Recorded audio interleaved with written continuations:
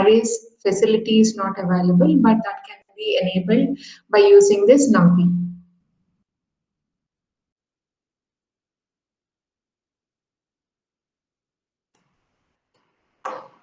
So NumPy is a foundational package which is used as a common data science package, which is used as a basis for building many other common data science packages. So what are the key features of NumPy? NumPy arrays of the same, they are n-dimensional arrays of the same data type, which are fast and space efficient. So we can do the computation much faster. And they're also space efficient in order to save the data. And there are a number of built-in methods for ND arrays which allow for rapid processing of data without using the loops. Okay, so we need not have to use for loops or while loops in order to traverse through the arrays. There are built-in tasks which does the task for us much easier than while using loops. And there is a technique called as broadcasting, which is a useful tool which defines implicit behavior between multidimensional arrays of different data types. And vectorization enables us to perform numeric operations on this ND arrays so that you can just slice out whatever data you want from the ND array so that you can perform the operation on that particular slice of data. That is easier to perform with these NumPy arrays. And input output is simplified when we are trying to read and write data from a file or to a file. So this is the documentation we added here. You can notice that this cell is a markdown cell which helps us to add some documentation to this notebook. So directly we'll go to the first first statement what we have used. Here, when we wanted to use the NumPy array, the NumPy library, you have to import it. Import NumPy as we are giving an alias name. We can use NumPy as well everywhere, but because it is little lengthy, we just tend to give it a smaller name so that we can use it more easily. Right, so import NumPy as NP. NP is the alias name that is given, which can be used in place of this library's name, NumPy. Okay, this is called as numerical Python. This package stands for numerical Python. The short name is NumPy, or they call it as NumPy. Now, if you want to create an array, and remember here we are creating a rank 1 array. Rank 1 array is one-dimensional array. So when we are creating a one-dimensional array, we are using the array method of NumPy library. So we are using here np.array, and within the brackets, because array is a function, we take circular brackets, and within that you are giving the list of elements that has to be put into a 1D array. Right? That is why we are using circular brackets first and then the square brackets. The elements are enclosed in square brackets. Now this array what we are creating, we are storing it in an object. Right? Now when you print this array and when you print the type of the array, what will be printed? When you print the array, you get the one-dimensional array. And when you get the type of the array, let us see what it displays. See, you can see here the array is displayed with all the 3 elements because it is a one-dimensional array. It is displayed as a list, and then you can see here the type of the array is ND array. NumPy libraries ND array, n-dimensional array. Here the dimension is 1 because we call it as rank 1 array. Right? Now let us see the shape of the array. So for that we are using the command an array dot shape. Shape doesn't have any empty brackets following it like in other functions. Okay, so you have to notice those differences in the usage of functions. Now we are using an array dot shape, which will give us the number of rows and columns for ND arrays. But here we are using only one-dimensional array. That is why we are getting the number of columns, but we are not getting the information about rows because you have only one-dimensional array, right? So there are 3 elements. This is how one-dimensional array is represented. There are three elements in the one-dimensional array. This indicates that it is a 1D array. This is very much important when we are performing machine learning tasks. Sometimes we may have to retrieve only one column in the data set and have to perform operation on that.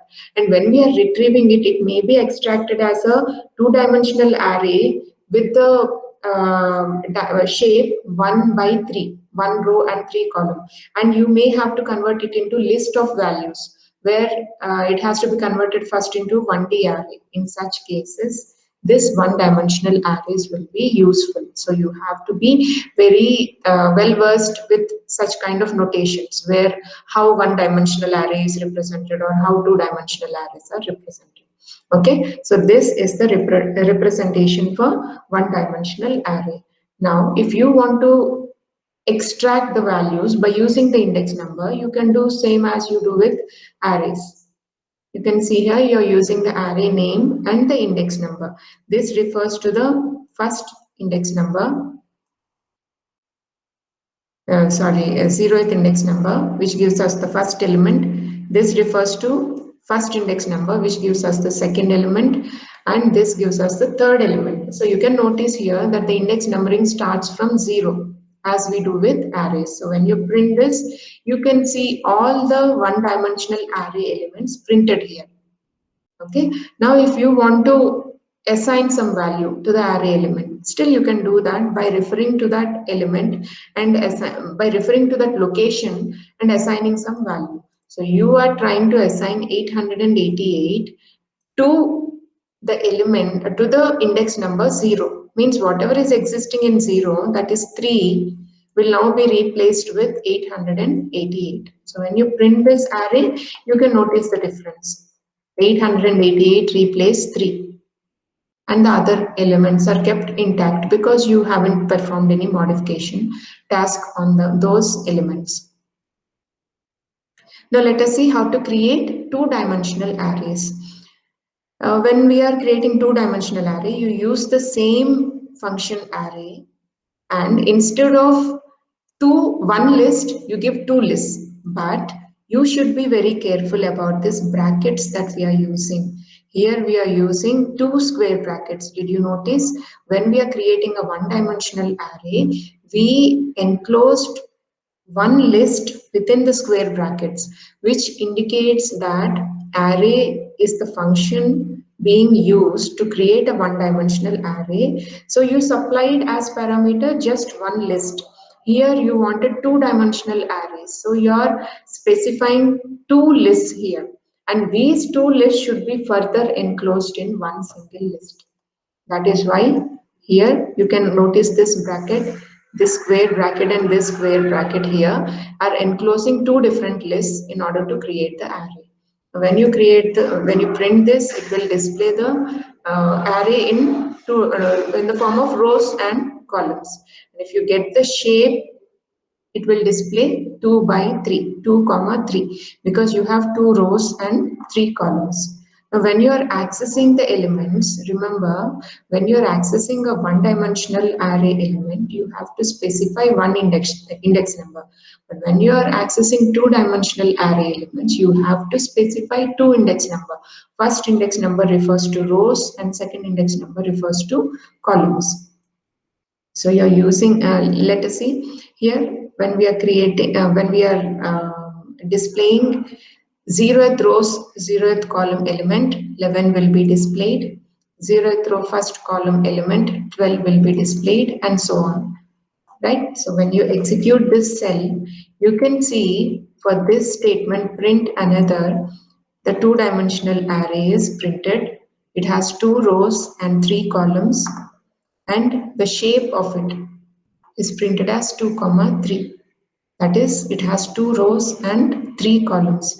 In the previous case, you should have noticed for one-dimensional array or rank 1 matrix, it is displaying the dimension like this. It gives us the number of elements in the list, but it doesn't give how many such lists exist because it is one-dimensional array. We have only single list of elements, single array of elements. But in this case, we have 2 such lists of 3 elements, 2 list of 3 elements each, right? For that, we are getting 2 by 3 as the shape for this array. Now, when we are accessing the elements, when you access the 0th row, 0th column element, you get 11, 0th row, first column element, you get 12, and first row, first row, 0th column element is 21. So that 21 is displayed.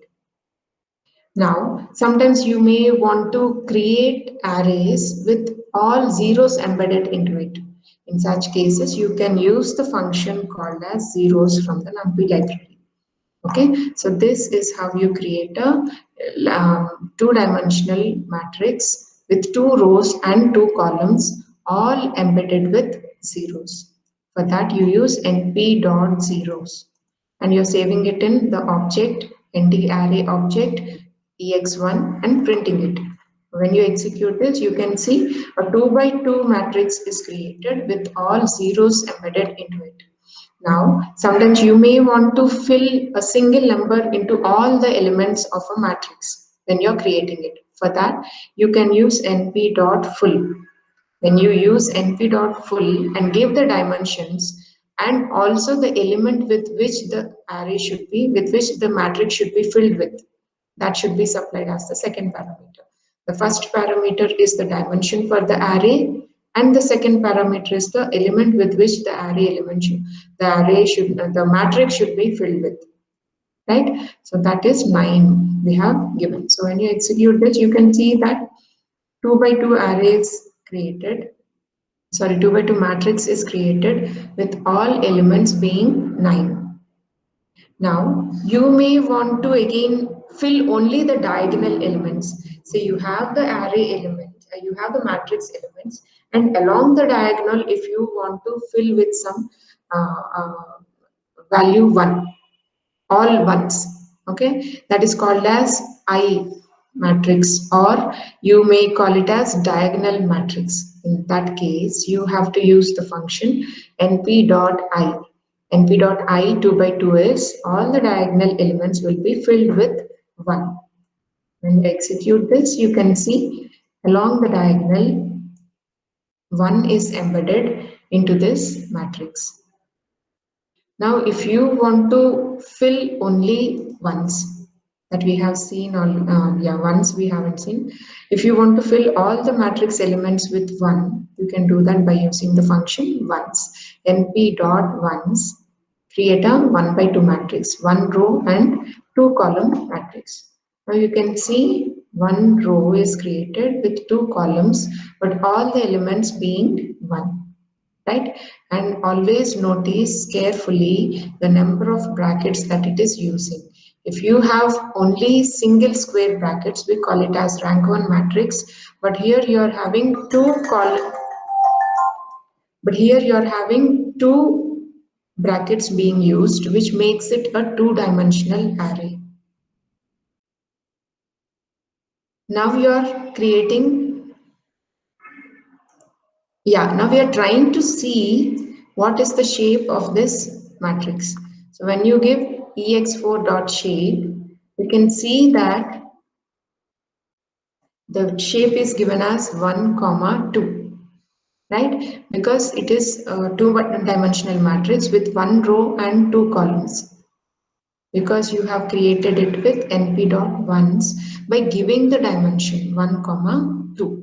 You have given the dimensions for row as well as column, which indicates that you require that in the form of a two-dimensional matrix, rank 2 matrix, not as rank 1 matrix. Right? So when we take the next example, if you want to generate some random numbers, if you want to generate some random float numbers between 0 and 1, you can do that by using random function, random.random, and all these random numbers will be generated with dimension 2 by 2. Means total 4 random numbers will be generated, and those numbers are of float type and they lie between 0 and 1. When you execute this, you can see all the values in this array. First of all, the matrix is of 2 by 2. dimensions, 2 rows and 2 columns.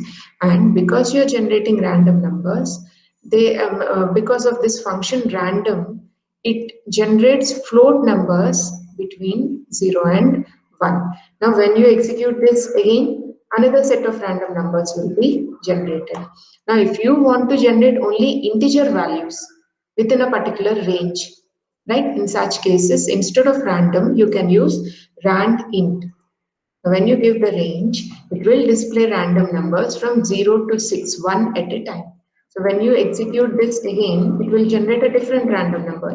Before it was 1, now it is 0. When you execute this again, it is 5. So each time you execute this, one random integer number will be generated, right? And in the next class, we'll see about slice indexing.